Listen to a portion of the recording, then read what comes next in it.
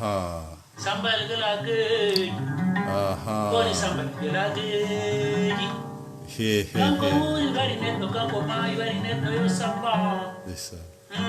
Koni fumbi kede biro hano. Bini kede biro hano ngati hala be. Ah, Sarah, Marie-Thérèse, bonjour. Maud Nguer, mon frère de Tchon. Aïe. Yeah. Coucou, Djadjef, ouais. Comment ça se passe au pays, hein, à Tivaouane, au Sénégal? Comment ça se passe, hein? Et le Ramadan, ça se passe bien. Aïe. Ah, Sylvie, Greg. Isabelle Vincent. Jivi, Jivi, mon frère. Suite mobile, Isabelle. Ouais, coucou, merci beaucoup. Tidiane, ah, Jadjef Tidiane, ouais. Jadjef Tidiane. C'est mon tourneau. Sar.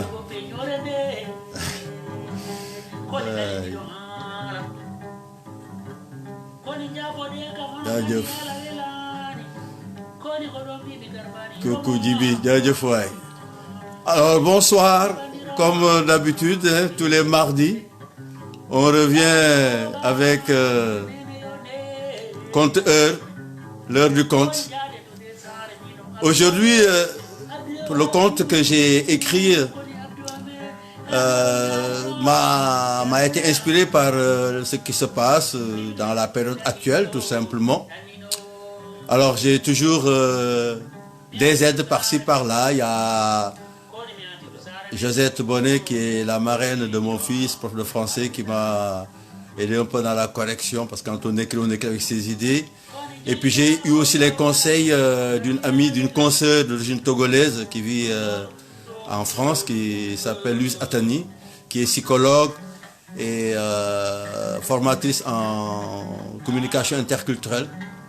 Et pour la musique, l'aimable accompagnement virtuel de mon frère Poulo Abdou Sow de Sarayaba du groupe Moussa Molo, voilà, que vous entendez là, Ongoni, et qui va m'accompagner aussi après au violon Peul. Ah, merci d'être présent pour ce moment de conte.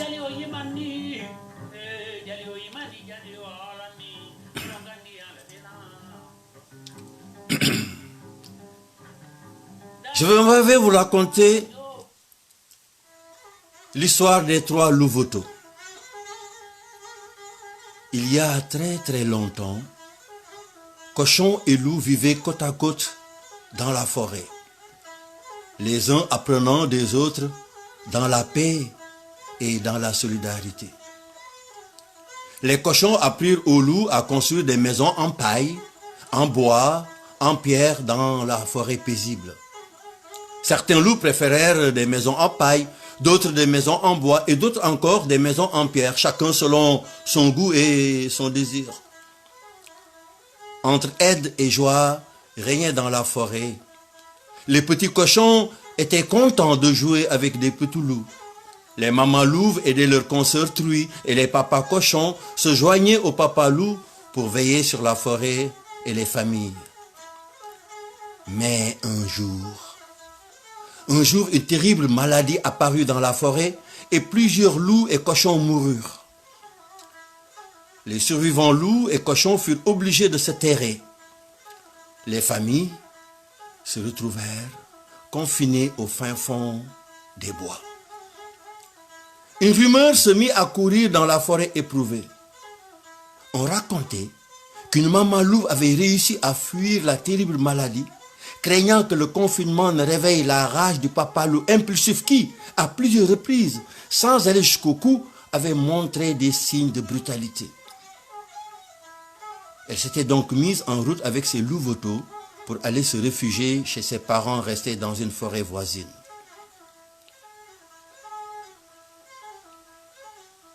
Après une discussion orageuse, le papa loup avait refusé de la suivre. mais il lui en voulait terriblement d'être parti et de l'avoir laissé seul.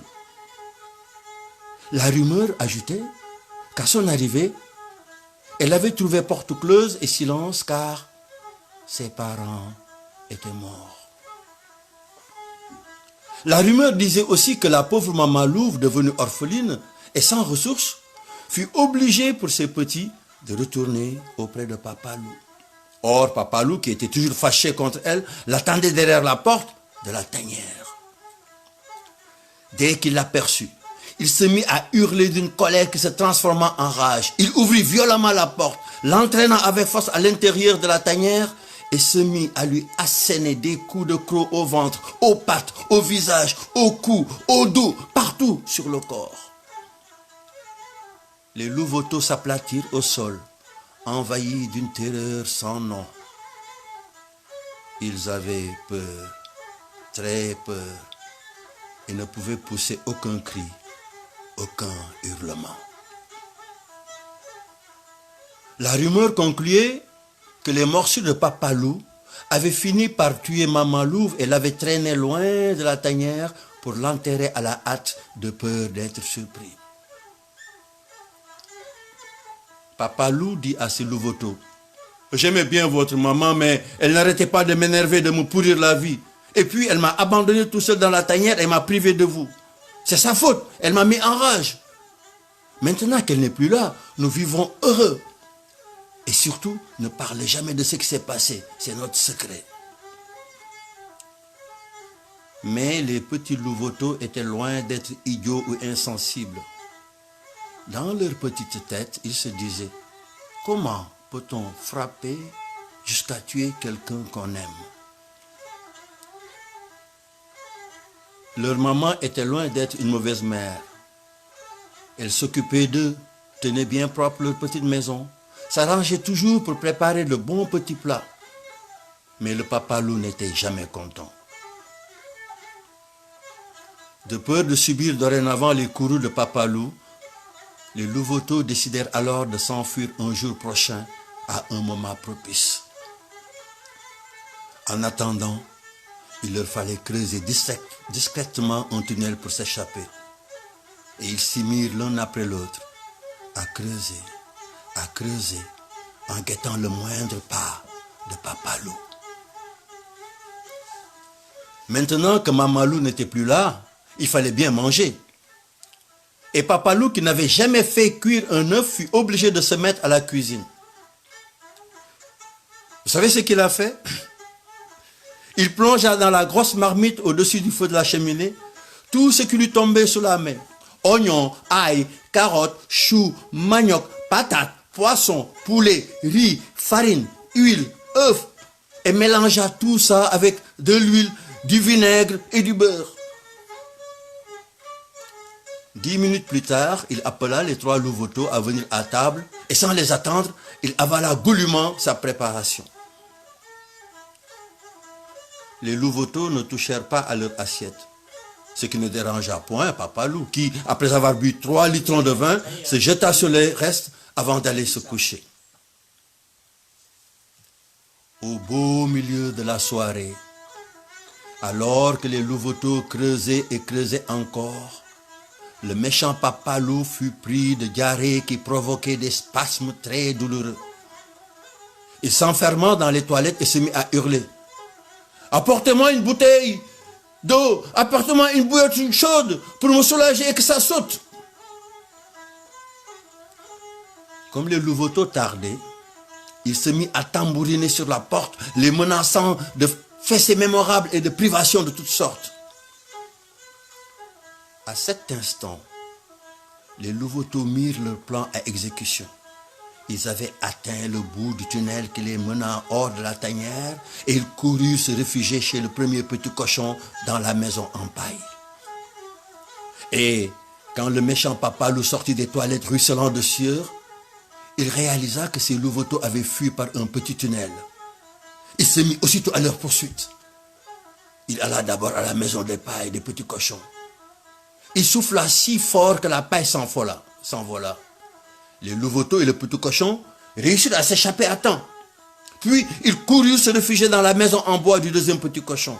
Le méchant papa loup les y poursuivit. Il souffla si fort que la maison de bois se détacha de la fondation. Heureusement, les louveteaux et les deux petits cochons réussirent à s'échapper à temps. Ils coururent se réfugier dans la maison en pierre du troisième petit cochon. Quand le méchant papa lui arriva, il souffla si fort que les tuiles du toit s'envolèrent. Néanmoins, les louveteaux et les trois petits cochons réussirent à s'échapper à temps. Ils coururent se réfugier dans la maison solide de Maman Truie. Le méchant papa les y poursuivit. Mais à son arrivée, Maman Truie menaçante, grognant si fort que le méchant papa loup s'enfuit au loin en gémissant de déception et d'impuissance. Les petits loups et leurs amis, petits cochons, se sentirent protégés et mis en sécurité. Une bonne surprise attendait les louveteaux. Maman loup était vivante et se reposait dans une chambre d'à côté. En effet, Maman Truie, de retour de son travail au dispensaire, avait entendu écureuils et lapins appeler à l'aide et en s'approchant, elle avait trouvé Maman Louve presque mourante. Les écureuils et les lapins avaient réussi à la déterrer et lui avaient léché quelques-unes des multiples plaies qui couvraient son corps. Avec leur aide, Maman Truie avait porté Maman Louve jusqu'à sa maison, lui avait donné les premiers soins. Maman Louve n'avait rien dit de ce qui lui était arrivé, mais elle n'arrêtait pas d'appeler ses trois louveteaux. Alors, quand elle sut qu'ils avaient réussi à s'enfuir, Maman Louve fut très heureuse et embrassa tendrement et longuement ses petits. Le lendemain soir, Maman Truie convoqua une assemblée nocturne regroupant Papa Loup et Maman Louve, Papa Cochon et Maman Truie pour réfléchir sur le drame qui venait de frapper. Car ce qui semblait être une simple rumeur s'avérait en réalité être l'irruption d'une horreur. La violence avait troublé la paix. La violence menaçait la paix des familles des loups, mais elle pouvait aussi contaminer la famille des cochons. Les papas cochons, blessés dans leur fierté, proposèrent de retrouver le papa méchant et de le mettre à mort.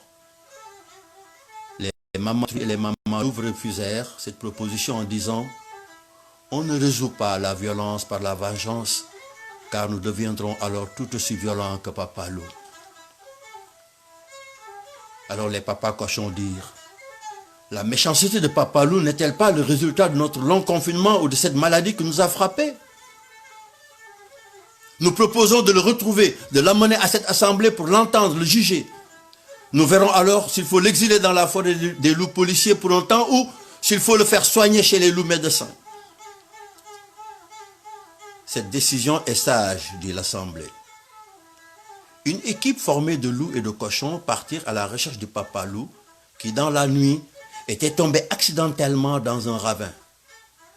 Il fut retrouvé le lendemain matin par l'équipe de loups et de cochons, la patte brisée et les crocs cassés.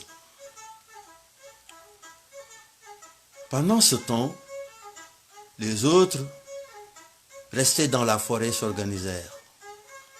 Ils créèrent des centres pour accueillir les éventuelles victimes de violences et d'autres pour soigner les coupables.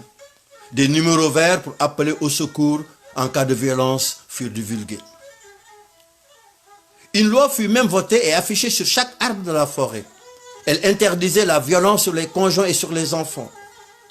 Une équipe de prévention fut aussitôt mise en place pour identifier précocement les facteurs de violence. Immaturité physique, isolement social, alcoolisme, d'autres parlaient de l'enfance malheureuse, de maladies mentales, de carriérisme culturel, etc.